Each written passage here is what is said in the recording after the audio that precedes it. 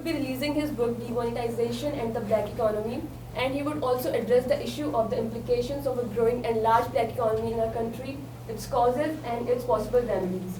He has written, studied and lectured extensively on this subject and has served for nearly 4 decades. His focus areas include public policy, public finance, development economics and macroeconomics. His work has been widely published in all these areas in both major newspapers and academic journals. I'm sure we are going to have a great time today. So please join me in welcoming Professor Arun Kumar.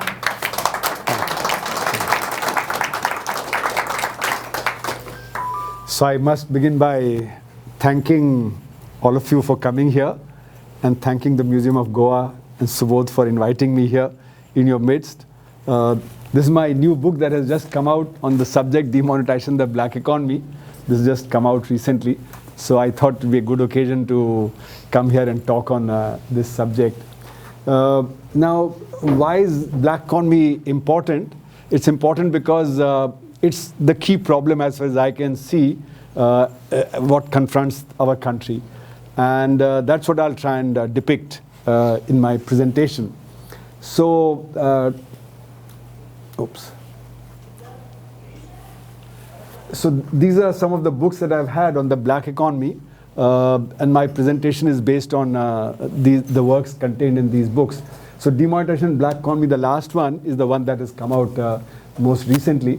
But I've been writing on the subject for a very long time. As was said, for almost 40 years, I've been working in this area.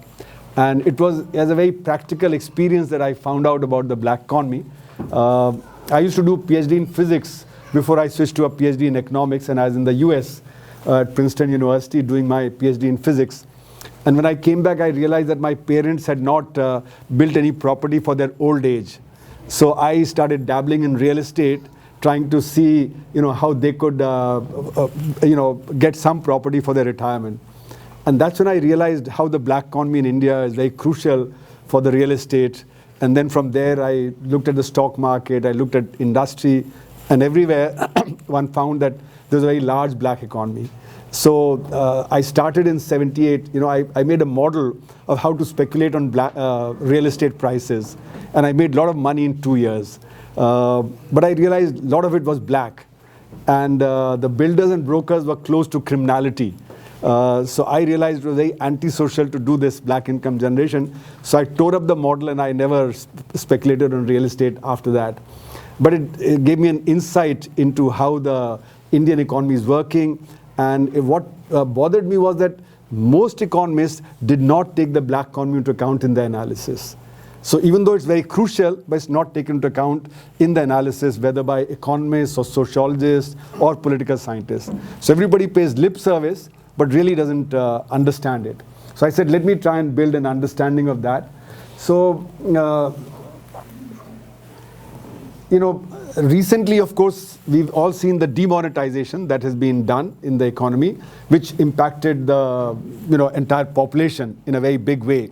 So that became the opening to my work on black economy in the recent 1 year, and I've given lots of talks on it. So the question is, how effective was demonetization, and at what cost to the economy was this done? So if it was effective, at what cost to the economy was this done? So these are the crucial questions that come up in this context. And that's where we need to understand the black economy to understand the costs of the demonetization. Now, some of the key questions and the key issues regarding the black economy are that it's not just economic phenomena, it's also political and social. So we must understand this phenomenon together as an economic, political, and social phenomenon. Now, there are many misconceptions about it. One of them is that it's entirely in the public sector, that it's a phenomenon of the public sector. But there's a book by Professor Covell from London School of Economics in 1990, which shows it's a joint product between the public sector and the private sector. So it's not just a public sector phenomena. We must understand that, in fact, one can show that bulk of the black incomes are generated in the private sector, not in the public sector. And Covell goes on to say that if the private sector didn't exist, the black economy would not exist. I wouldn't go that far, but that's what his conclusion was. Now, we've been talking about remedies. There was the Anna Hazare movement, the Ramdev movement, the AAP came up after that. So how to remedy the situation has been something that's been bothering people. And there, as I'll point out, there have been at least 40 committees and commissions that have gone into different aspects of the black economy since 1948. And they made thousands of suggestions, and we've implemented hundreds of them. So demonetization is not the first time we've taken a step to check the black income generation in the country. It's been going on for a very long time. But the correct cause was not identified. So we are like the 7 blind men and the elephant. Each one touches a different part of the elephant and thinks it's something else. So somebody who touches the legs and says it's a pillar of a building. Somebody who touches the tail calls it a broom. So one is solving the problem of the broom, the other is solving the problem of the building, but none is solving the problem of the elephant. So that's where the problem is, that we've implemented a lot of things, but the black economy has grown because we didn't identify the correct cause. We need to understand the correct cause if we are to rectify the situation. Now, what are the other misnomers? Demonetization was done on the premise that black means cash. That if there's a black economy, it all is in cash. Now, this is an erroneous thing. And that's why the demonetization did not affect the black economy. Now, I've been teaching this in my lectures on public finance since 1984. It's there in my book as a special section, why demonetization would not tackle the black economy. But the public also believes that black means cash, and therefore, if we squeeze out cash from the system, then the black economy would disappear. So I'll show why that is incorrect. Then another misnomer is that people think that all the black money is abroad. It's all in Swiss banks, you know. That's not true. As I've shown in my work, only 10% of the black income generated every year goes abroad. 90% remains here. And of the 10% also that goes abroad, a part is round trip back into the country. So what is left outside is not very large. So Prime Minister Modi had promised that within 1 month or 100 days, I'll bring all the $7 trillion of black which is lying abroad back, and every family can get 15 lakhs of rupees. But there's no research available to show that anything like this can be done. And of course, indeed, it hasn't happened in the Indian context, that money has been brought back and people have not. Then another misnomer is that black is all in real estate, you know. Now, real estate, as I've shown in my work, is a circulator of black income rather than the generator of black income. So black incomes are not generated in real estate. They're only circulated via real estate. So, for instance, the white paper of the government of India in 2012 says that the largest amount of black money is in real estate. Now, that is incorrect, you know. So we need to understand that, because if we only try and solve the problem of real estate and hope that the black economy will be affected, that won't work. So we need to understand that. Then people think that nothing was done in the past. Demonetization was the first time that black economy has been tackled. That's also not correct, as I'll try and display. So let's come to the definitional aspect, because if we don't understand what is black economy, then we won't be able to solve the problem also. So firstly, black is a racially loaded term. That black economy is bad, the white economy is good. So we need to change the terminology. And there's an OECD study of 2002 which shows that there are 35 different names by which the black economy is referred to globally. So you have illegal economy, informal economy, shadow economy, gray economy, and so on and so forth. You know, there are a lot of terms, and each term stands for something specific. So we need to be very clear what term to use. Then another mistake is that people think black economy is the same as corruption. Now, corruption involves a quid pro quo. I do something, and I get in cash or kind something in return. But large part of the black economy involves no quid pro quo. So if I as a teacher do tuition and I don't declare that income, that's black income generation, but nobody's bribing me to generate that black income. No, if I'm a public doctor, public sector doctor, and I do private practice, and I don't declare that income, that's black income generation. But nobody's bribing me to actually do that, you know. So the large part of the black economy does not involve any quid pro quo. It involves some illegality, and that generates the black income. So corruption and black economy are different. But as I've shown, as corruption has grown, black economy has grown. As black economy has grown, corruption has grown. So there's a two-way link, but black economy is much bigger than corruption. So we need to be clear on that. So black incomes are generated both in legal activities and illegal activities. The illegal activity, entire income is black income. But in legal activity, like in agriculture, like in industry, like in trade, in finance, there also by committing an illegality, I generate black income. So in the legal activities, I generate both black income and white income. In illegal activities, I generate entirely the black income. So we must separate these two out. Then there's a mistake that people make by calling it the parallel economy. Parallel implies that black economy and white economy do not mix. That is not true. In the same legal activity, you generate a black income and a white income simultaneously. So therefore, they're not parallel, they are interlinked. So in the stock market, if you have black and you want to convert to white, and somebody wants to convert the white to black, you take a book entry. So you show a profit and they show a loss on a trade. So when you show a profit, your black becomes white. And when you show a loss, your white becomes black. So the white and the black are interchanged. So you can convert your black to white and white to black. Similarly, you can go to a Gurdwara. Gurdwara gets a lot of cash every day. So you present them a check and they give you cash. So your white becomes black. So there are many mechanisms by which people can convert white to black and black to white. So the black economy and white economy are not parallel. They're intertwined. Okay, so that's another. Then another important aspect is that people think black incomes are generated in informal activity or the unorganized sector. Actually, most of the incomes generated in the informal sector are below the taxable limit. So whether they are declared or not declared, they're not black incomes. So actually, bulk of the black incomes are generated in the formal sector and the organized sector, not in the informal sector. Now, in the advanced countries, of course, the informal sector is the dominant, because there, even the informal sector activity comes under taxation. So there, it can be said to be informal. So very often when I discuss with my European friends or my US friends, they say, black economy, you mean the informal sector? So I have to explain that in the developing world context, it's different. It's not the same. Okay, I didn't move the slide, sorry. Okay, sorry, I didn't move the slide. So it's neither parallel nor is it informal. It's not black money also. It should be called black economy or black incomes, because the distinction between money and income. So money is what I have in my pocket, right? And where has it come from? I have done an activity and earned an income out of which I have got some money. So income is different from money. Income should not be confused with money. So we refer to the black economy as black money, whereas we should refer to it as black income. And that is a crucial distinction when we think of demonetization. If we don't understand this distinction, then we are not able to understand what is the impact of demonetization.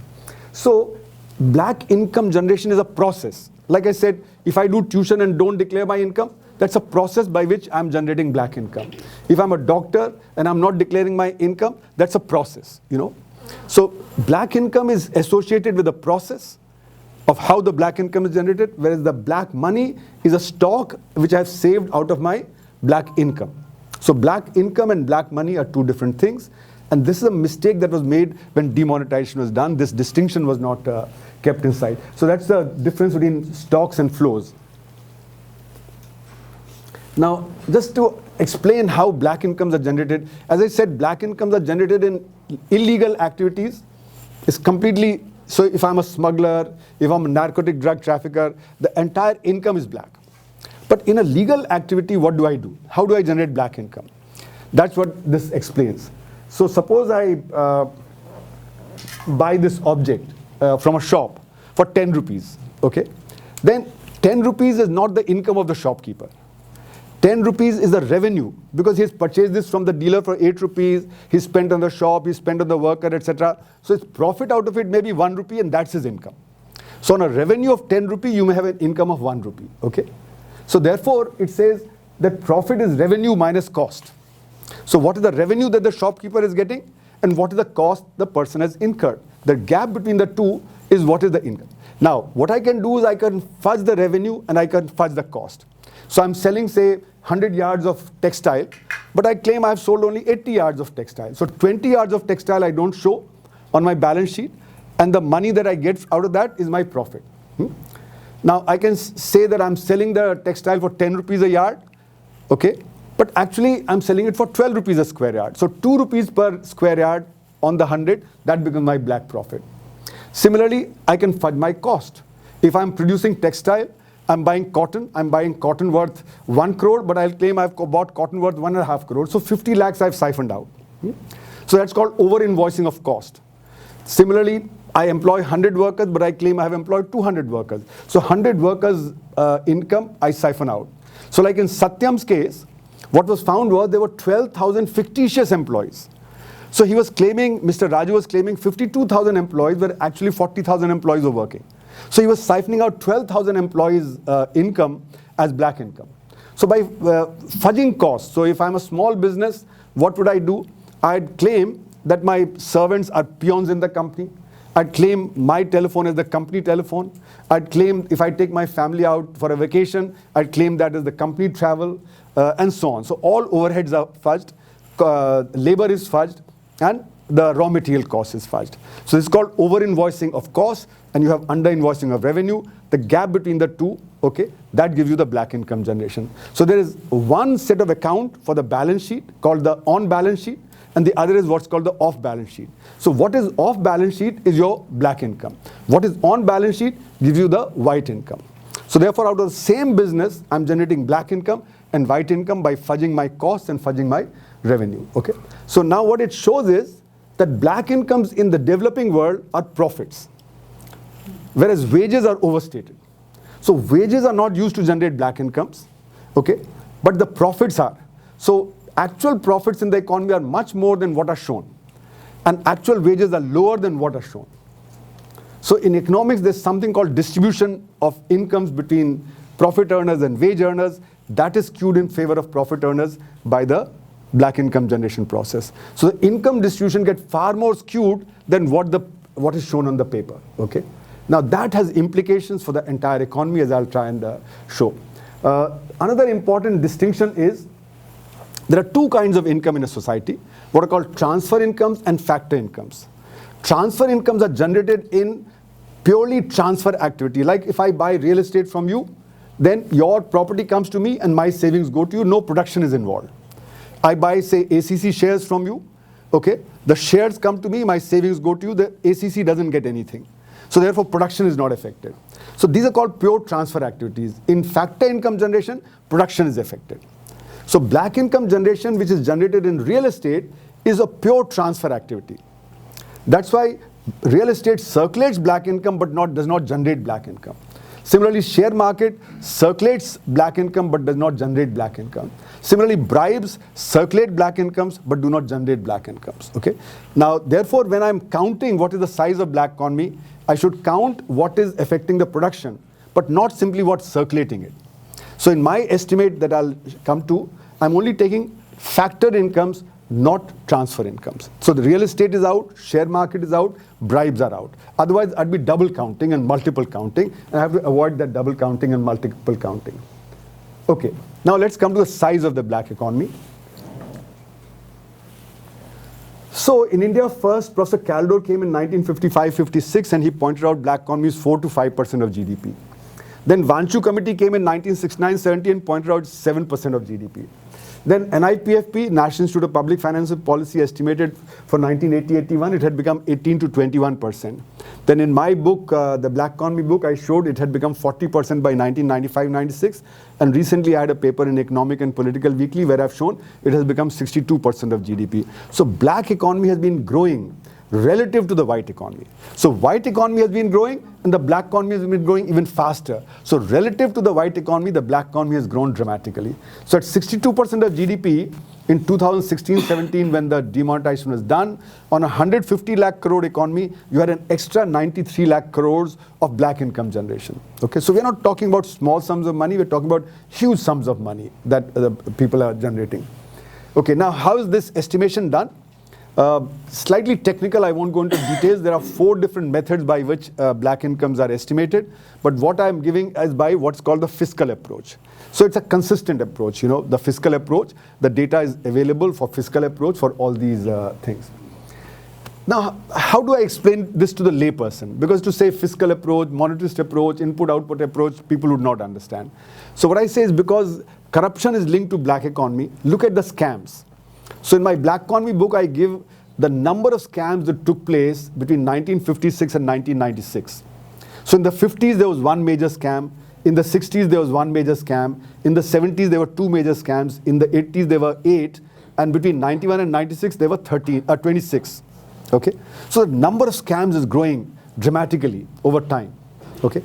Now, before 1991, the biggest scam was the Bofors scam, which was estimated to be 64 crores of rupees. Okay? But between 91 and 96, 13 out of 26 scams were above 1,000 crores. And the largest was the Harshad Mehta stock market scam, which was estimated by the Janki Raman committee at 3,128 crores. Okay? So the number of scams is growing, and the amount of money per scam, the average, that is shooting up. And that is an indication of the way black economy is growing. Now, one of my PhD students, a retired DRDO official, he's 82 years old, remains quite unwell, hasn't been able to complete, but he's been researching 2005 to 2008. Now, in those 3 years, there were 150 scams, okay? And now we're talking about 2G scam and, Colgate scam, above 50,000 crores and lakh crores and so on. So the number of scams and per scam, the amount of money involved, that continues to shoot up. So that's an indication for the layperson of the rate at which the black economy is growing. So even if you don't know fiscal approach and monetarist approach, etc., this gives a rough picture of the level at which the black economy in India is growing. Now, what does it imply? Black economy is growing faster than the white economy. So the economy is bigger than what the government's official data says. That means it's good for the economy to have a black economy. Because if you have the black economy, your economy is larger by 62%. So instead of being $2.4 trillion, actually it's $3.6 trillion. Okay? So is that good? No. Because black economy lowers the potential rate of growth of the economy. Because it creates inefficiency. And that inefficiency means the economy is not reaching the potential that it could have reached. So in a paper I've shown that Indian economy has been missing 5% rate of growth because of the black economy since the mid-70s on an average. So in the 70s, when the economy was growing at 3.5%, it could have grown at 8.5%. In the last 10 years, when it had been growing at 7.5%, it could have grown at 12.5%. If you add 5% to the economy from the mid-70s to the present, the economy would have been 8 times larger than what it is. So instead of being a $2.4 trillion economy, it would have been an $18 trillion economy, roughly the size of the US economy. And our per capita income, instead of being $1,700, would have been $14,000. And instead of being one of the poorest 30 countries, we would have entered the category of the rich countries, which starts at $13,000. So in other words, what the black economy has done is set back development by roughly $15 trillion a year. It's not $15 trillion total, but $15 trillion every year is what is being lost as the potential for the economy. And that's why the living conditions are very, very poor. So this, in a sense, illustrates what I'm trying to say. If the black and white, are the way it is in the smaller graph, and if the black reduces, the white would have expanded dramatically, because there's a black economy which is creating enormous inefficiencies. Okay, so what is the impact of this black economy? Now, there are many, many things that I've discussed in my books, but I'll only present a few things. It's both at the macroeconomic level and at the microeconomic level. So what is the macroeconomic impact? Planning fails. You're planning for 100, the economy is 162. So you're planning for the wrong amount of transport, wrong amount of steel, wrong amount of finance, wrong amount of trade, and therefore planning fails. Similarly, monetary policy fails because the same cash that the RBI releases has to circulate the black economy and the white economy. Okay? So therefore, the liquidity that is required by the black economy is not accounted for by the RBI. So RBI's policies tend to fail. So the monetary policy also fails, partly because of the black economy. It impacts development. As I said, if you're missing out $15 trillion of output every year, then your development is bound to be affected. It affects employment because there's flight of capital associated with black economy. So capital is invested abroad rather than within the economy. So employment becomes less than what it could be. Okay. Then the inflation rate is higher because we are over-invoicing all cost. And when we raise all cost, then the prices also rise. So partly the higher inflation rate of the Indian economy also comes out because of the black economy. Then the fiscal policies, which are very crucial, they fail. Why? Because if 62% of GDP is not in the tax net, tax GDP ratio is low. And tax GDP ratio is what determines how much the government can do. Okay? So today, India is one of the lowest tax GDP ratio in the world. Lower than most developing countries also. And especially our direct tax GDP ratio is the lowest in the world at 5.5%. Our total tax GDP ratio is about 16.5%. Okay? Now, if the black economy was in the tax net, so 62% would have been taxed. At the current rate of 40%, that would have got you an extra 24%. So instead of 16.5%, you would have been at 40.5%. So then we would have been one of the highest tax GDP ratio in the world. So our tax GDP ratio is much lower because of the black economy. So whenever we want to spend money on education, government says we don't have enough money. Our target in the Kothari Commission was 6% of GDP on education, public education. We've never spent more than 3.9%. Okay, on health we should spend 3%. We've never spent more than 1.2%. So if you'd collected extra 24%, not only could you have gone to 6%, you could have gone to 10% of GDP on public education. On health, you could have gone not just to 3%, but to 5%. And as Amartya Sen in a paper in 1986 suggested, he said, why is it that Southeast Asia did very well? They spend 10% of GDP on public education, and they spend 5% on health, and therefore the education and health standards are very high, and that's why the labor is very productive in those economies. So labor productivity depends on your public expenditures in education and health, and those are inadequate in India. So shortage of resources in the budget for public expenditures is entirely because of the black economy. So because you're not collecting enough taxes, there's always a deficit in the budget. So our fiscal deficit has been quite high. Now, if you'd collected the extra 24%, instead of having a deficit, you would have had a surplus. Okay? Now, what is the implication? When you have a deficit, you have to borrow. And when you borrow, you have to pay interest. So the largest single item of the budget is interest payment, because we've been borrowing so heavily. Okay? Now, if you didn't have to borrow, then you wouldn't have to pay this, and that money also could have been used for development. So therefore, there would be a double advantage. If you had more tax resources, then you would not have had so much borrowing, you would not have had interest payment, and that money would have gone in for development. So it's a dual advantage. But there's yet another problem, which Chidambaram characterized as expenditures don't lead to outcomes. So what is expenditures don't lead to outcome? You send money for development, but it doesn't reach there, or very little of it reaches. And Rajiv Gandhi characterized that in 1988 by saying, when 1 rupee is sent from the center, only 15 paisa reaches the ground. That means if you want to set up a school, it'll take 7 times longer for that money to be adequate to set up a school. Or the school would have inadequacy. The same for public health and various other things. So A, there's a shortage of resources in the budget. B, the amount that is spent doesn't give you the result that it should yield. So expenditures don't lead to outcomes. So black economy has this dual problem that it creates for all public projects, for the entire public sector. Okay, what are the other effects? Balance of payment is disturbed. So we always have a shortage of foreign exchange because so much capital is going abroad. If that capital had not gone abroad, balance of payment would have been better. Exports are under-invoiced, imports are over-invoiced, so you always have a trade deficit. So except for very few years, India's always run a trade deficit. Look at China, it runs a huge trade surplus, and that's how it's built up $3.3 trillion of reserves, But we have a shortage of foreign exchange. Our borrowings are $400 billion. Our borrowings are now $480 billion. Our reserves are $400 billion. So we are short, actually, So if there's a run on foreign exchange, we'd suddenly find that we have a shortage. And that's what has happened periodically. Another thing I've shown in my work is that the black economy is concentrated in the hands of 3% of the population. So 97% suffers, 3% of the gainers. Which is not to say that some peon or some clerk may not make 5,000, 10,000, 20,000 rupees. But if you add all the Class C and Class D employees and assume that they make 10,000 rupees, a year on black income, that will come to 4,000 crores. But we are talking about 93 lakh crores, So this is chicken feed. So that's why I argue that black income generation is concentrated in the hands of 3%. So I've shown that the real disparity in the economy comes out of black economy, not the white economy.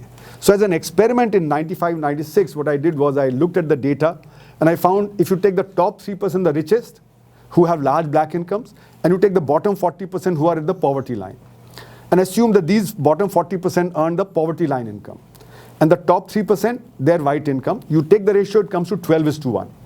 If you add black income generation, it becomes 60:1. So the real disparity is coming out of black economy, not out of white economy.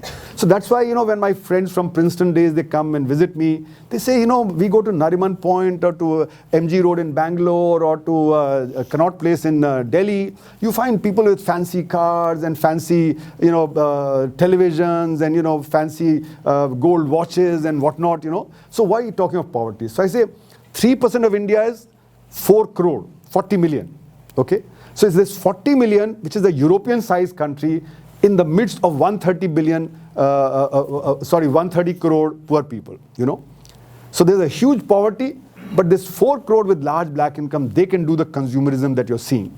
So the disparity is coming out of black economy, and you can't understand it without that. So the inequality is growing very dramatically in the country, and again the contribution is from the black income generation. It affects adversely the environment because there's a lot of corruption around air, around water, around other natural resources. It's there in urbanization, okay?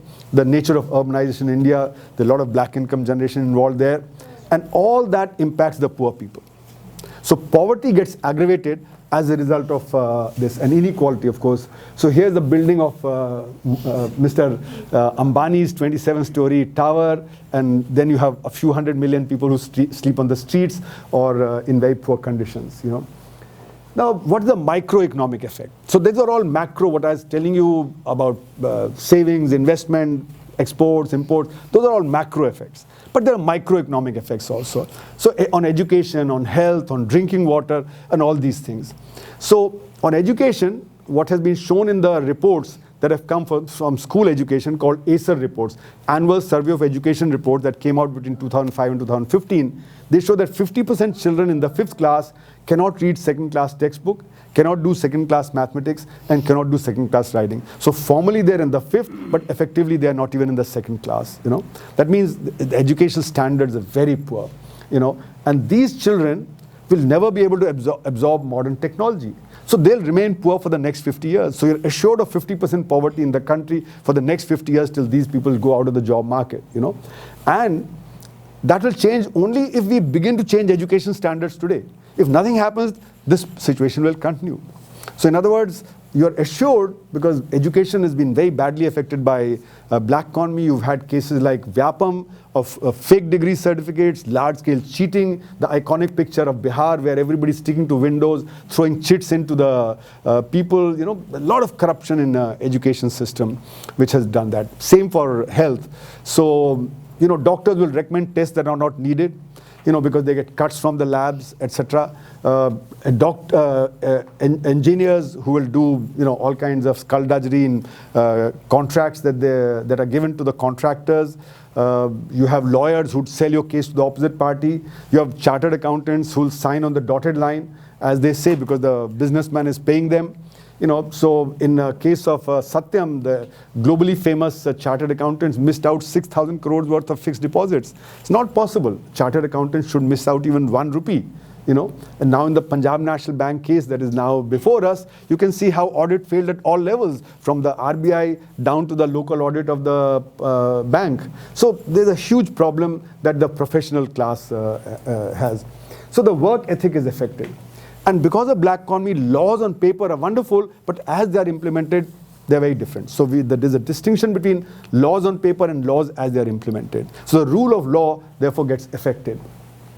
Now, we know that cases are knowingly spoiled. You know, the Supreme Court called the Central Bureau of Investigation the caged parrot. So the ruling party is able to govern what is happening in CBI and how the cases are handled. And so in the 2G case now, we know that the lower courts have, you know, said that there's no corruption taking place, where the Supreme Court had sent it to the lower courts for revival, etc.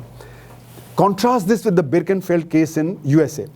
So Mr. Birkenfeld was a private banker working for UBS, and he was traveling back and forth between Zurich and New York. And IRS got suspicious. They caught him. And one honest judge, one honest income tax lawyer, an income tax department fellow, the three together put pressure on Switzerland, okay? And the UBS had to pay a fine of $780 million and reveal the names of 4,500 Americans who had bank accounts in UBS. The Swiss government kept saying, if you pressurize UBS, the whole financial system of the world will collapse. You are doing a fishing expedition. We are not going to reveal it.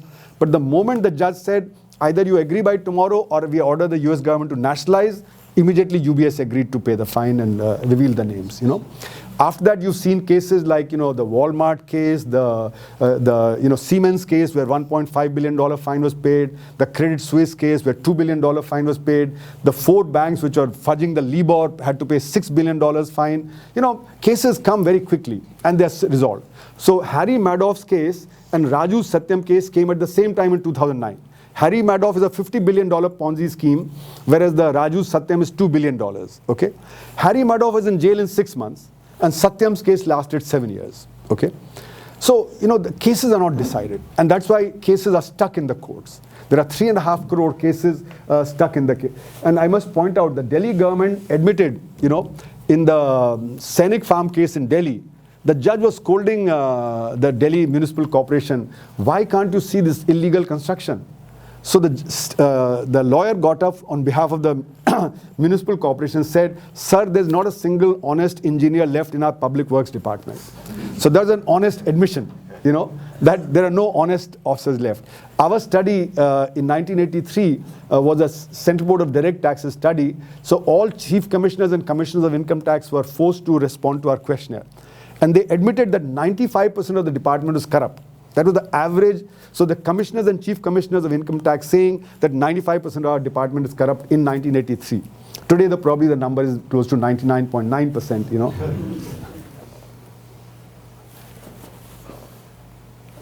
Okay, so how do I characterize all this? There are two characterizations that I give. The first characterization is that the black economy is like digging holes and filling holes. So what is digging holes and filling holes? Is a typical Keynesian mechanism for generating employment, short-term employment. So what you do is during the daytime you set one person to dig a hole, at night you set another person to fill the hole. So next morning what do you have? Zero output but 2 incomes are earned. So I call this activity without productivity. Okay? So there's a lot of human activity but productivity is not there. So what do? You make a road. Okay? You don't put enough tar in it. The rains come, it gets washed away. So you're repairing the same road and making money rather than making new roads. You go to a court, there's corruption there. So one party is interested in delay. He says, sir, my senior has gone to the Bombay High Court today. Huh? Okay, come after 3 months. So cases don't get decided. Okay.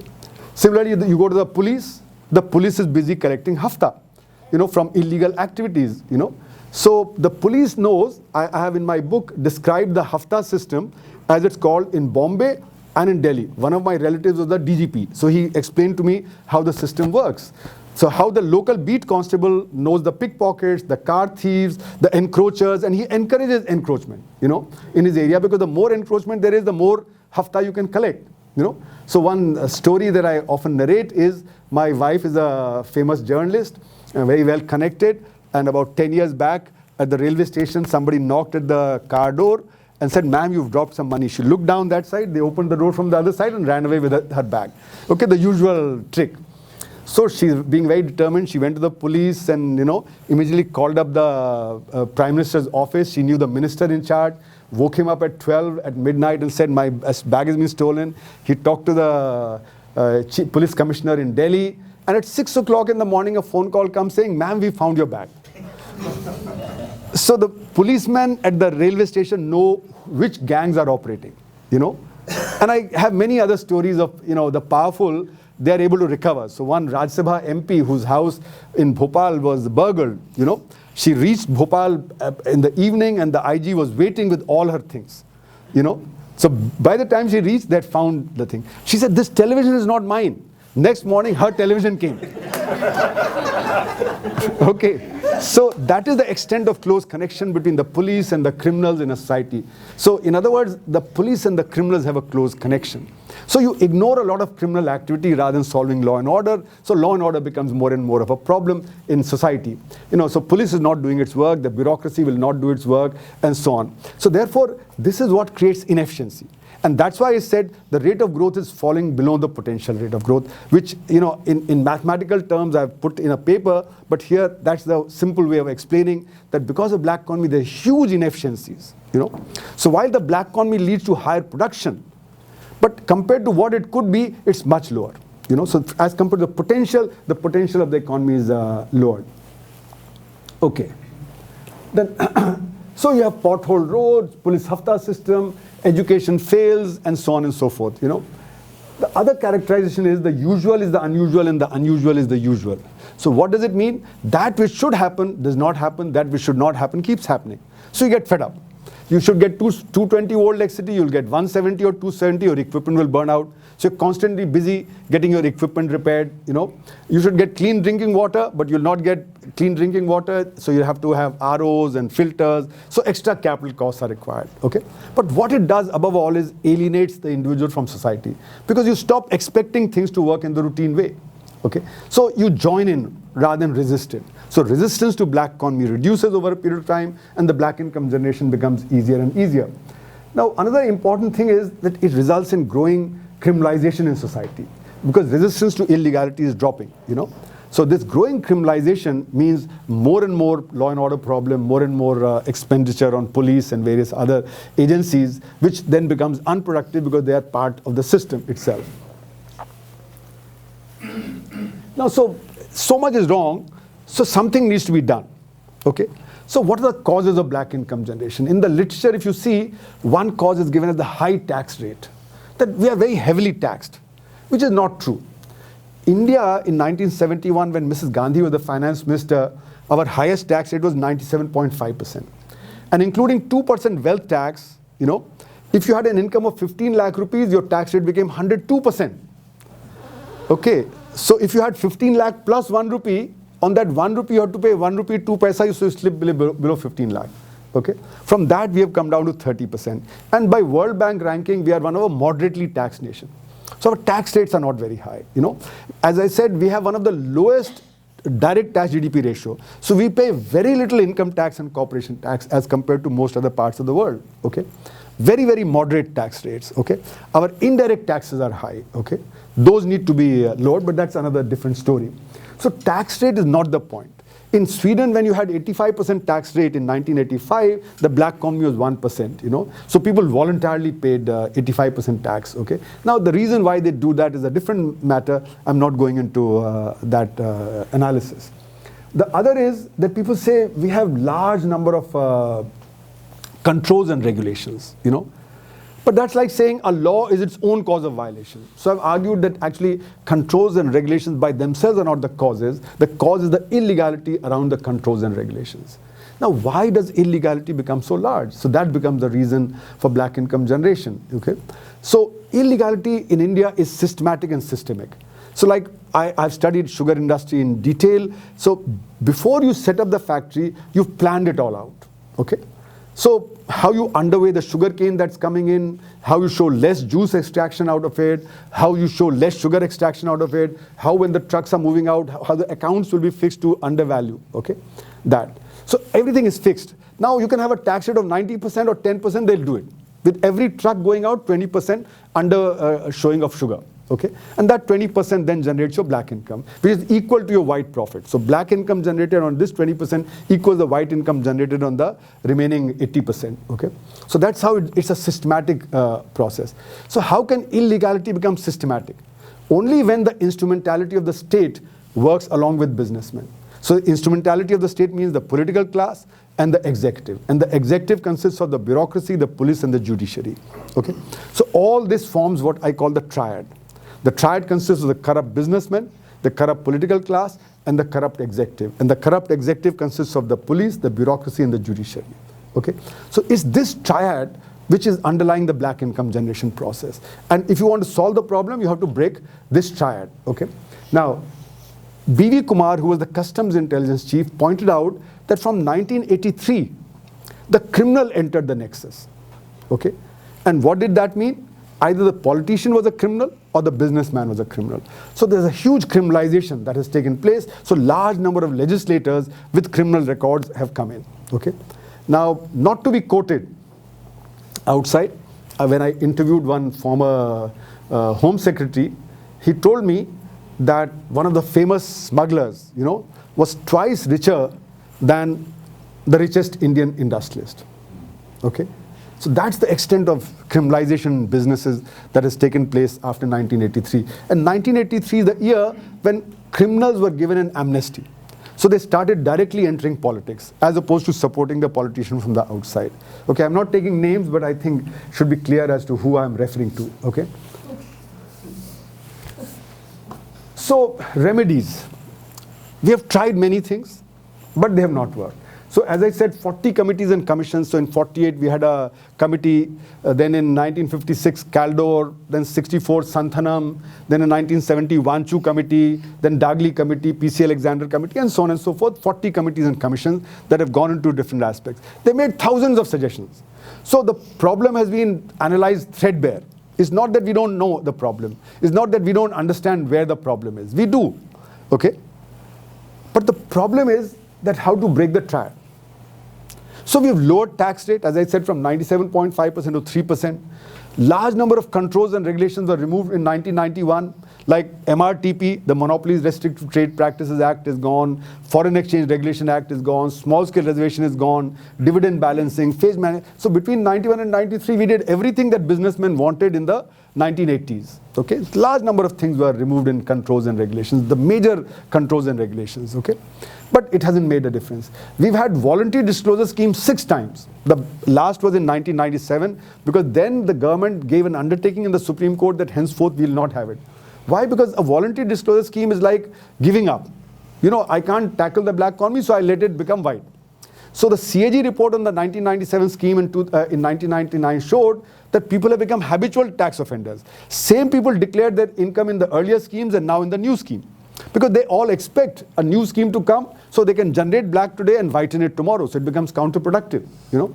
So therefore the government gave an undertaking saying henceforth we will not have this. So we've tried all these things and many others, but the problem is neither technical nor is it economic. It's a political problem which is in the triad. It's the politics of the triad that needs to be changed. So one of the key things that has been done is demonetization. Okay. Now this demonetization has not worked. You know, why has it not worked? Let's look at it very briefly. So demonetization was thought to be able to work because black means cash. But black does not mean cash, as I tried to explain. Now, it has been done in the past in India in 1948 and in 1978. But in 46 and 1978. In 1978, the high denomination currency note was only 0.6%. So if you remove 0.6%, it doesn't have an effect. In 1978, I had not seen a 1,000 rupee note or 5,000 or 10,000 rupee note. Most people have not seen it. So if you removed it, it didn't matter. I used to keep a few 10 rupee notes and 1 rupee notes in my pocket. If I filled petrol in my scooter, it was 3 rupees of petrol. So it didn't affect. But when you remove 86% of currency, then it matters. Why? Because what is currency used for? It's used for circulation of business. So if you have shortage of currency, then businesses are not able to circulate. And therefore income generation begins to stop. So I have characterized it, given an example of blood. So what is the role of blood in the body? It is to provide nutrients to all parts of the body. It's oxygen and other nutrients, okay? So if you withdraw 86% blood from somebody's body and put 5% at a time every week, the body will collapse. And that's what happened to the Indian economy, that it started collapsing after demonetization. But it did not have an impact on the black economy, as I'll explain. Now, in other countries, like in Europe, you replace the old currency with euro. That's also demonetization. So German mark, French franc, Italian lira was all replaced. But for that, you went in with 3 years of preparation. You printed the notes, you minted the coins, you know. And even after that, for 5 years after that, you could exchange your old German mark for the euro, you know. So therefore, there was no disruption of business. It did not have. So if you have very little currency removed, or you go in with full preparation, it does not impact the economy. But if you go in suddenly, then it does. So the whole world is watching us, you know, as to what the impact of a big demonetization like this is. Now, the question is, who holds the cash? Bulk of the cash is held by businesses, not by households, because they need money for their working capital. So if you go to a petrol pump and it does 20 lakhs of rupees of turnover every day, then in 50 days it would have deposited 10 crores of rupees. That 10 crore is not black. That 10 crore is its normal turnover. So roughly 10 lakh crores out of 15.44 lakh crore was cash in hand with businesses, you know, and with other such people. So of the balance 5.44 lakh crores, okay, about 3 lakh crores needed by 26 crore families for their normal transactions, the daily transactions, buying milk and buying bread and buying this and that and the other, right? So only at the best 3 lakh or 3.5 lakh crore could have been black cash. But 99% of the money has come back. That means not even 3.5 lakh crore got squeezed out. Okay. And of the 1% that did not come back, okay, 8,000 crores was with cooperative banks because they were not allowed to deposit their old cash with the RBI. They were allowed only after July 2017. So only 7,000 crores was left. And where was the 7,000 crores? That was lying in Nepal and Bhutan, in the neighboring countries, who have still not been allowed to bring the money back and deposit it in the banks. So actually 100% came back. And my argument is more than 100% has come back, okay, because counterfeit currency, which was roughly 10,000 crores according to my estimate, only 40 crore was detected by the RBI. So more than roughly 10,000 crores of counterfeit currencies also. So the RBI stopped publishing the data of how much currency is coming back after 12th December 2016. Okay, they haven't published the data. Okay, and they keep saying we are counting the notes and we are analyzing it, etc., etc. Okay, but the danger is that we have counted the counterfeit currency also. Okay, so therefore no amount of black income was, Now one thing people say is, okay, but we believe that black money people hold a lot of cash at home. So I say, how much? They say 20 crores, 50 crores, in sacks, in boxes, in cupboards, and so on. No? So I say, okay, how many people would have? Lakhs of people. So I said, take an average of 20 crore. Can 1 lakh people have 20 crores of cash in hand at home? No. Because that will mean 20 lakh crore. But the total currency in circulation was only 17.5 lakh crore. Of that also 10 lakh crore was with businesses. Okay, 3 lakh crore was with normal this thing. So at most you can have 2,000 or 3,000 people with 20 crore on an average. So it's not that large number of people can have a lot of cash. So this idea that black is cash is completely inconsistent.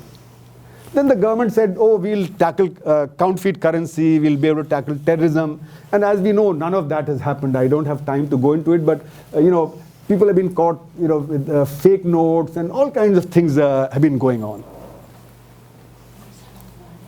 Okay, so the black economy has not got affected. But what has it done? It has impacted the white economy. Black economy, in terms of black cash didn't get affected, the black income didn't get affected, but it managed to affect the main economy, and that's what I want to come to. So the Indian economy consists of two parts, the organized sector and the unorganized sector. The unorganized sector employs 94% of the people and produces 45% of the output.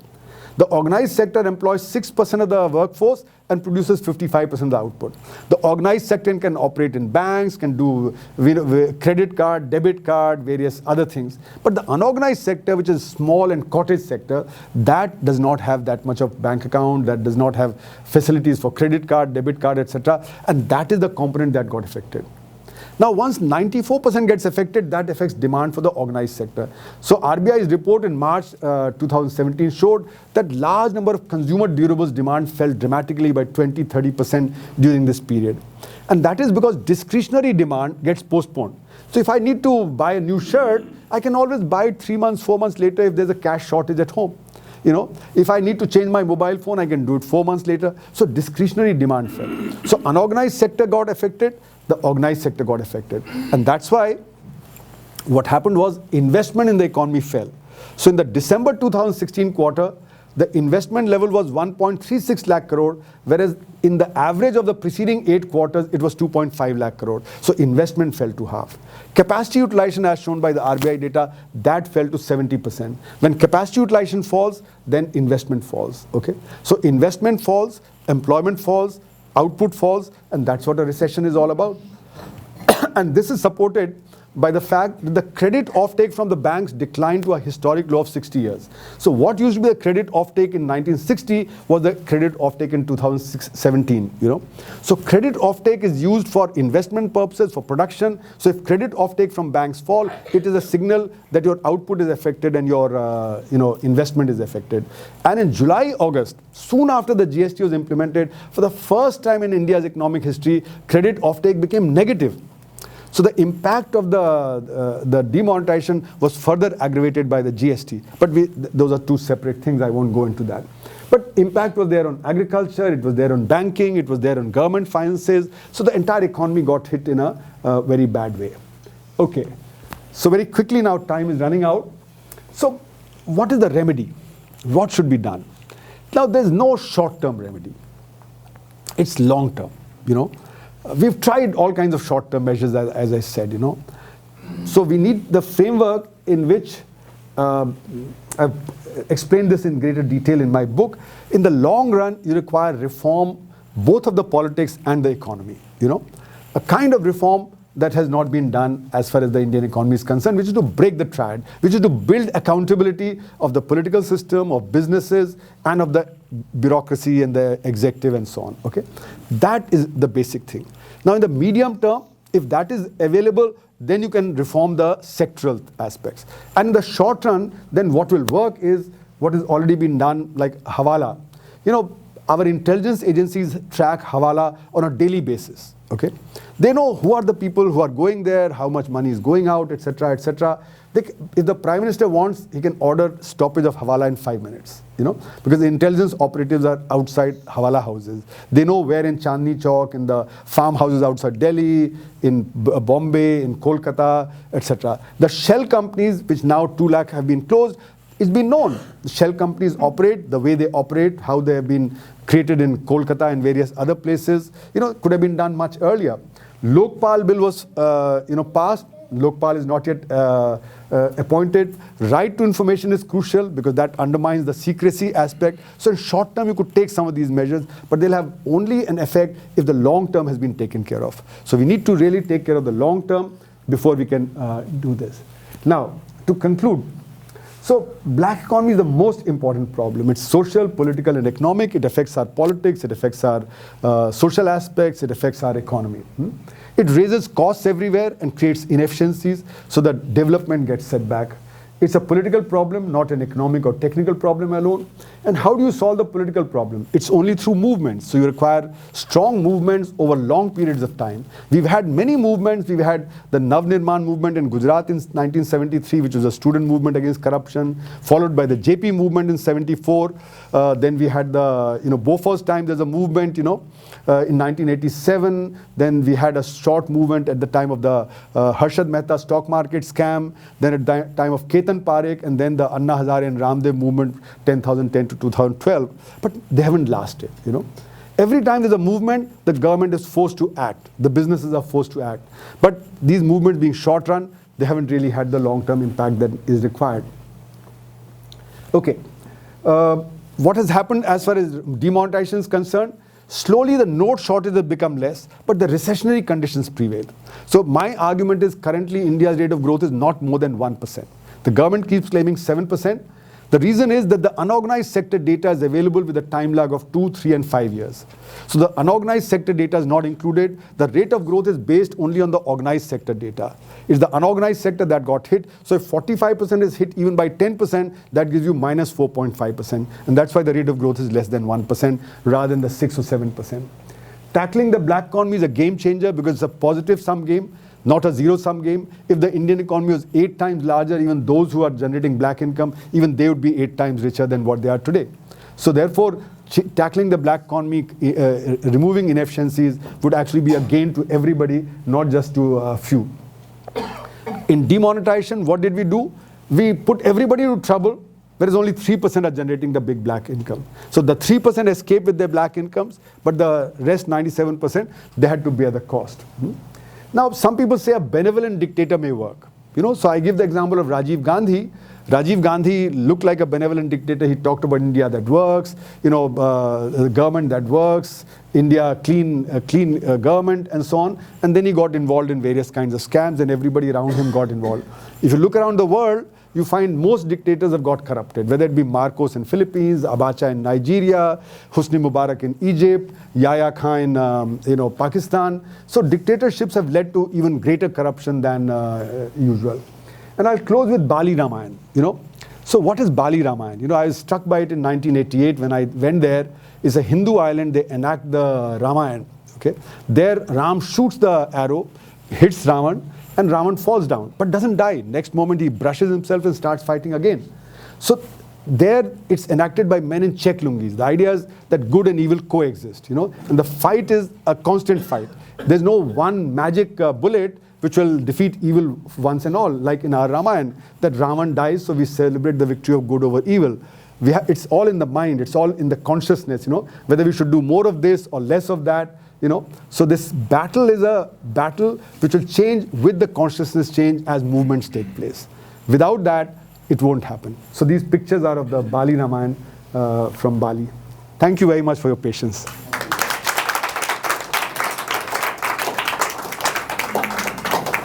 We have time for a few questions. Yeah, can I ask a Yeah. question?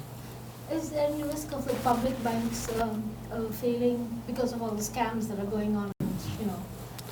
So, Bank yeah. of India, for example, can it collapse? These are public sector banks, and if they fail, then the government of India would be involved. So these are, in a sense, sovereign banks. So the chances that the government of India would allow any of the public sector banks to fail are very much less. What they have been doing in the past is merge the bad banks with the good banks. So what could happen is that. But there is a danger. There's a new bill called the FRDI bill. That FRDI bill is being pushed by the G20. Because in 2007-8, the very big banks, they were bailed out with public money.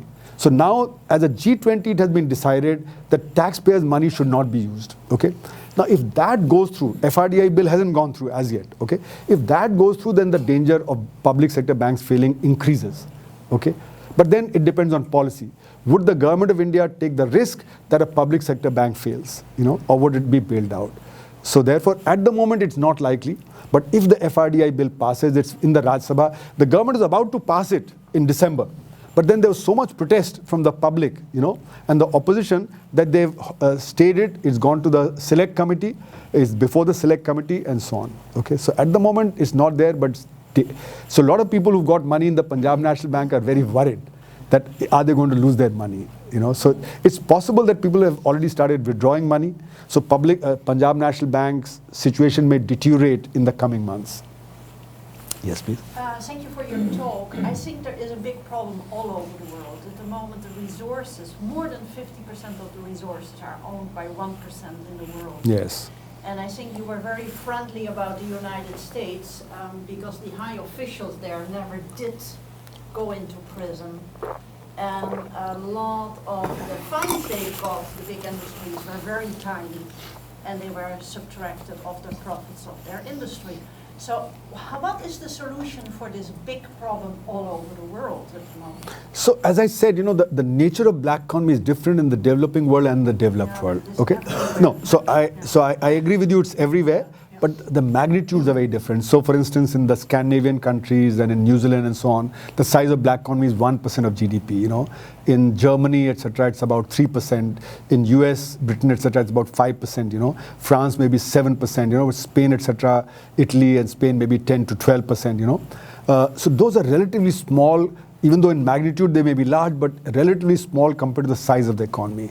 So they don't create the kind of inefficiency they create in the developing world, where it could be 40%, 50%, or in Colombia 300%, or in Pakistan and Bangladesh maybe more than 100%. So the kind of problems that a large black economy creates is not the problem that's confronting the developed world.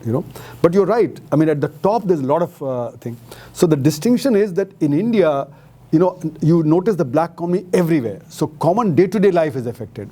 But in the US, it doesn't affect the day-to-day life. So the kind of pressure that is there for reform in the developing world is far greater than the kind of pressure that's there in the US. I mean, as we can see, the Rifle Association, in spite of everything that's going on, is financing a large number of politicians, and therefore in the US Congress, they're not passing the bill to restrict the sale of rifles and so on and so forth. So the large lobbies, they operate at that level. So the nature of the problem is very different. I think the solutions also would have to be different. And ultimately, as I said, it's the accountability to the public that matters. If the public wants accountability from its political class, from its business class, etc., it'll go through. So that is the thing everywhere. Yes. Has Modi seen your presentation? I mean, American No. I don't. I stay away from political parties by and large, But yes, may have got some word because you see, Baba Ramdev used to come to me for advice, on the black economy. So if he's said something to Mr. Modi, maybe, but I have never directly interacted with the political class. Yes, please. One. A couple of questions. Yeah. One is, at the beginning you mentioned that not much of the Indian black money is going abroad. Correct. And it's also a fallacy that the bulk of it is in real estate. Correct. So where is the bulk of it being parked? Businesses, yeah, businesses. In business. Is It stays in business, but in what form? In cash? No. As I said, it's in inventories, it's in, various other forms that it's parked. Okay. The second one, just very quickly, is the demonetization exercise itself, while you say, it was misguided and didn't really work. One of the things that's always perplexed me is that they said that part of the justification is to take the large value notes out because that's where the bulk of the Yes. black money is going. And then they replaced it with an even larger Right, note, right, 2000. yeah. Now what was the justification of that, and why hasn't the 2000 subsequently, now that we have full circulation again, been removed? Okay, if you remove the 2,000 rupee note, you'll have exactly the same problem that you had of 1,500, because almost 50% of the currency in circulation is now in 2,000 rupee notes, So okay? you prepare, now you've had a So you have to prepare. You could Yeah, have- so it's possible because people fear that. Now that is what is driving people towards gold and towards taking money out and towards dollar. So if you have demonetization, the faith in currency is lost and faith in banking is lost. And that is something very damaging in the long run. You will not see short-term impact, but in the long run. So the logic, I talked to Mr. R. Gandhi, who is the Deputy Governor of the RBI, and what he said was that, we were preparing for printing the 2,000 rupee note from May onward. Okay, but it has a signature of Urjit Patel, the new governor, so it wasn't done during the time of the previous RBI governor. So it started printing in October. So this was the time when we could have done demonetization because we were getting ready to replace the old currency with the new currency. Okay, so the timing was apparently chosen because the 2,000 currency rupee notes were just about coming in, but they hadn't anticipated that it would create such a huge problem. So there was a complete, misnomer. So in 1978, when it was done, IG Patel, the then RBI governor, had given in writing to the government that this move will fail to tackle the black economy and should not be done. But what Urjit Patel has done, we have no idea because the RBI is not answering the RTI which has been filed on this. They say this is something that we cannot reveal. Now, my feeling is that actually very little consultation went on because the government told the RBI on 7th November that you hold a meeting and recommend demonetization. On 8th November, the meeting was held in the morning. So even though there are supposed to be 22 board members, I think only 7 or 8 were there. Okay, so totally underprepared. They just did what the government told them to do. Whether they gave a note of caution, we don't know. The government called the cabinet meeting. The cabinet ministers' mobile phones were kept outside, so they couldn't inform. They were told that please wait, there's an important announcement at 8 o'clock. Similarly, the RBI governor went back to Bombay, and there he called the chairman of all the banks which are available, and they were told, please wait for an important announcement. So banks were not prepared, ministries were not prepared, nobody is prepared to do anything, and so that's the big problem. Yes, you had a question. A small question. You mentioned that the real estate sector is a circulator of Yes, wealth. yes. What about situations for, taxpayers like us when we want to buy something? I mean, it's invariably 50-50 or 40-60. Correct. So I take out my taxpaid white money and I have to convert that into black, which he doesn't show. Yeah. So That's generation two, right? yeah. So what happens is usually most people would get it converted in the stock market or by other brokers, etc. So what would happen is the white and black would get interchanged. Like I was giving the example. So because you see, you are in danger. Suppose you have taken out of your bank. Okay. Now for you it was white, but the person receiving, because you have to reveal who you've given, he will get caught because he's not showing it. So usually the way it is done in real estate transactions is that you would get it converted through the broker into black and then do it. So somebody's black becomes somebody's white becomes somebody's black, and that's the way a lot of transactions are done. Is that Especially. legal to do that? No, it's not legal because you're converting your white to black and black to white, and that's not a legal If you thing. want to buy the property, what do you do then? No. So therefore you are stuck, and therefore you do it. You do the illegal thing. So a lot of us get involved in criminality for doing something which should be allowed. Okay, but as far as the law is concerned, it's not allowed. But those people never get punished for it. Nobody gets punished as far as this. None of the big guys. Yes, you had a question. Yeah. When I hear your narration, and since I'm a born Indian but live in Sweden, I get shocked And is there any hope left for this country? Of course. So I'm neither an optimistic nor pessimistic. I'm realistic. If we are not realistic, we'll not solve the problem. If we are too optimistic, we'll not solve it. If we are pessimistic, we'll not solve it. So we have to see the picture as it is, okay? And the hope is, you see, after all, other countries have done it. In other countries, I mean, if you go back to Britain of 1810, 1820, 1830, situation was very similar to this. If you read Charles Dickens, Walter Scott, and so on, the situation was no different than what it is in India. And it took 100 years of movement to, sort it out. If you look at Kenneth Galbraith, Galbraith's book says in 1860 and 1817, 1880, America, Rockefeller, Ford, Carnegie, and Mellon were like robber barons. They used to float companies and sink them, okay, and take out public money. Their image became mud, so they set up the Rockefeller Foundation, Ford Foundation, Carnegie Mellon University to brighten their image, okay. So it took 70 years for America to clean up their act. So it takes time. We are very impatient. We want to see change within our lifetime. But history is not in my control, okay. History doesn't go by my whims and fancies, right? So therefore, we have to be patient. Movements are needed. And when movements combine together, then only it will happen. But I think in India today, as I see it, comparing to Europe, you have a fantastic movement where the money can be channeled through the electronic system. And I was just wondering, what would take the state or the politician to say, if you're buying anything for more than 10,000 rupees, or spending 50,000 rupees, or spending 3 million rupees on your daughter's wedding, and buying the gold, etc., whatever you buy, about it to 10,000, you pay with the credit. You already have a rule. You have a rule on that. You already have a rule. But you see, people just deal in cash. People just deal in cash. Like GST has been introduced, and you're supposed to go through the channel of paying bills, but large amount of transactions are taking place in cash. Yeah, but it can be converted in the 3 years or 3 years. No. What I'm saying is, as long as the will exists, right? As long as the will exists, you can violate any law. So a law may be very good on paper, but as it's implemented, you can violate it. And that's what has been shown. So we made hundreds and thousands of such things, Okay. Yeah, Ashwini, you had... Yeah, okay. Thanks for your insightful talk, sir. Only one question that I would like to raise. In your book, did you find it out by economic activities, the amount of black economy being generated, let's say in mining and quarrying? Everywhere we are getting to know that so much money is being generated. Yeah, in the form of so I have a chapter in my book on how cash works, how transactions work and how much cash is required, So different kinds of activities, like households, like businesses, etc., unorganized sector, organized sector, so that's why I estimate that about 10 lakh crores is held by businesses as cash in hand.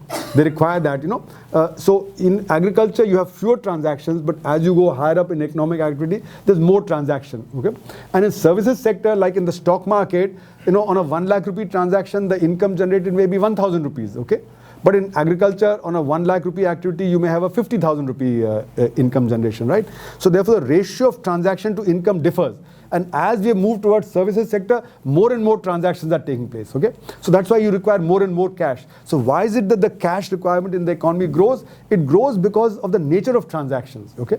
So you can't automatically say, no, we'll have fewer transactions, okay? That doesn't happen. So in a derivatives market, the huge transactions for a very small amount of money. Your actual money that you pay is very small compared to what you... So therefore, the ratio of income to cash, that keeps changing. And therefore, in the Indian economy, as we say, velocity of money for income, that has fallen, but the velocity of transactions shot up. They're moving in different directions. So one of my MPhil students has a research done about 20 years back where we showed that they're moving in opposite directions. Yes. During the demonetization. Okay. Last question. Okay. During the demonetization, the citizens of India were given a chance to convert their money to the banks and so on. And they first were told up to the 30th of December and then to the 30th of March and whatever. But PIOs and OCIs didn't get this opportunity. Yeah. Now, many OCIs, PIOs live abroad. Right. There was no bank nominated in any of the cities. Yes. Okay. Now, what I'm wondering is whether this was legal to do by the Indian government. Yes. And whether they're actually being terrorists themselves. Yeah, they're being terrorists, no doubt, but legally they are empowered to do that because you see, this is called fiat money. Why is the rupee note in your pocket have a value? Is because the government gives a backing. And under the RBI Act, the government can withdraw that, okay? Now, there's a debate in law whether somebody's wealth can be confiscated in this way or not, okay? But yes, in the law, under section 26(2) of the RBI Act, it can withdraw currency, which is a legal. So that's why it's called legal tender. And that's why it was not called demonetization, it was called the withdrawal of the specified banknotes. I didn't make all these distinctions, it would have taken me too much time, but in my book, I've discussed all this. It discriminated between us. It allowed the citizens or the residents in India to change their money, even if they were OCIs. But if they happen to live abroad, with valid money, not black money. No, but you see, you are only allowed to take a certain amount of money abroad, right? So only that much could have been brought back, and that they should have allowed. Actually, we couldn't bring it back because when we arrived at the airport, they said, sorry, don't record you bringing any money back. It's not our policy anymore. Right, yeah. I agree with you that up to that limit they should have allowed, that because they were allowed to take that much out, but anything beyond that maybe they could have said. But you see, they were not prepared for any of this. You see, they're so underprepared, that they had no idea that they would get into this complexity. So in fact, when I talked to Mr. R. Gandhi, the RBI Deputy Governor, he said, no, we planned for all this. And we all started laughing. What else could he say? As a former Deputy RBI Governor, he couldn't say we didn't know. So that's... So we are running out of time, so we can move one last question. So you spoke about the triad. Yeah. It appears to be collusive and criminal in nature now. Yes. And you speak about 60, 70 years of movement to put the system in, fix the system. Now 60, 70 years is very long time. Of course. Don't we have a smaller time?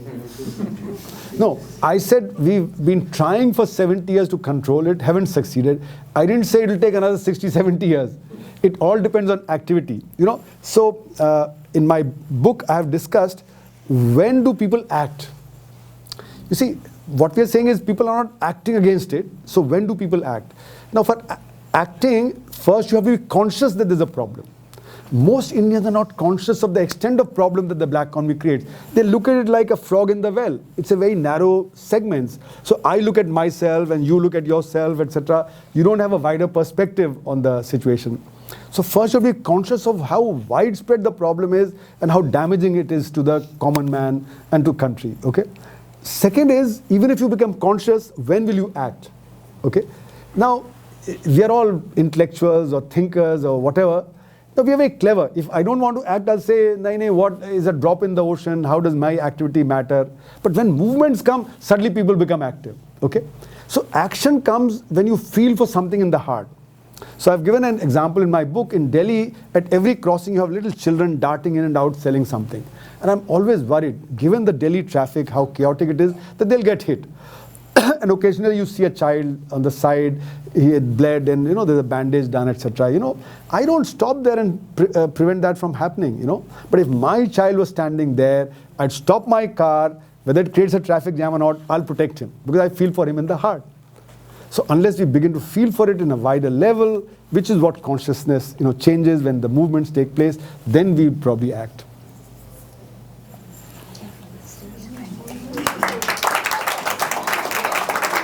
Thanks. Oh, okay. Thanks a lot. Thanks.